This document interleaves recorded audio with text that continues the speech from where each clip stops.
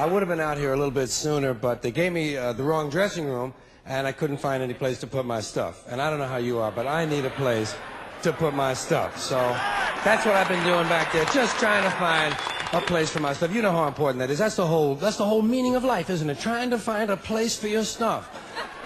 That's all your house is. Your house is just a place for your stuff. If you didn't have so much goddamn stuff, you wouldn't need a house. You could just walk around all the time. That's all your house is. It's a pile of stuff with a cover on it. You see that when you take off in an airplane and you look down and you see everybody's got a little pile of stuff. Everybody's got their own pile of stuff. And when you leave your stuff, you got to lock it up. Wouldn't want somebody to come by and take some of your stuff. They always take the good stuff. They don't bother with that crap you're saving. Ain't nobody interested in your 4th grade arithmetic papers. They're looking for the good stuff. That's all your house is. It's a place to keep your stuff while you go out and get more stuff. Now, sometimes you've got to move. You've got to get a bigger house. Why? Too much stuff. You've got to move all your stuff. And maybe put some of your stuff in storage. Now imagine that. There's a whole industry based on keeping an eye on your stuff. Enough about your stuff. Let's talk about other people's stuff.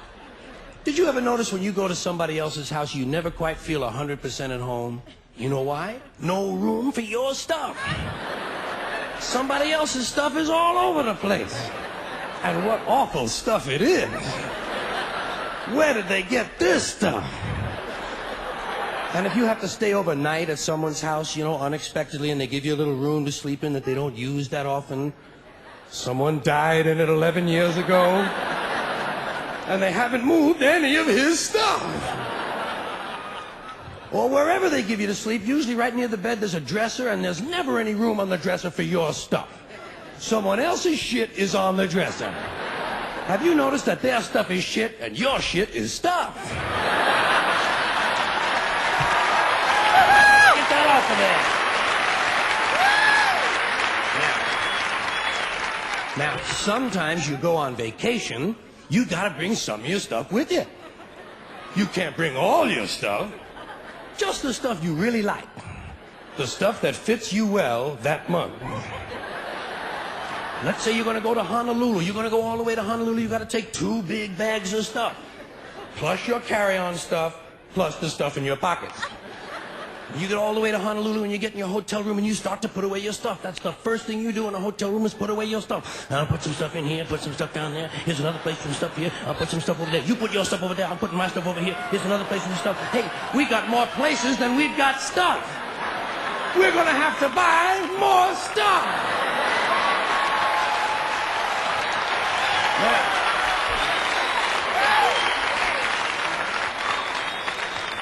And you put all your stuff away, and you know that you're thousands of miles from home, and you don't quite feel at ease, but you know that you must be okay because you do have some of your stuff with you. And you relax in Honolulu on that basis. That's when your friend from Maui calls and says, hey, why don't you come over to Maui for the weekend, spend a couple of nights over here? Oh, shit, no. Now what stuff do you bring? Right, you've got to bring an even smaller version of your stuff. Just enough stuff for a weekend on Maui. And you get over, and you're really spread out now. You've got shit all over the world. You've got stuff at home, stuff in storage, stuff in Honolulu, stuff in Maui, stuff in your pockets. Supply lines are getting longer and harder to maintain. But you get over to your friend's house in Maui and they give you a little place to sleep and there's a little window ledge or some kind of a small shelf and there's not much room on it, but it's okay because you don't have much stuff now.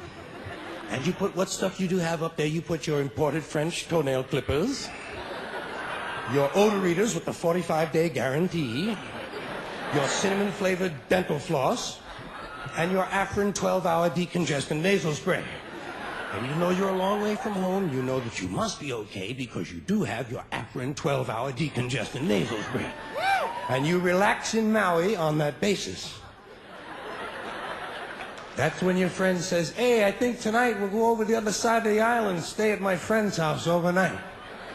Oh, shit, no. No! What do you bring? Now you just bring the things you know you're gonna need. Money, keys, comb, wallet, lighter, hanky, pens, cigarettes, contraceptives, Vaseline, whips, chains, whistles, dildos, and a book.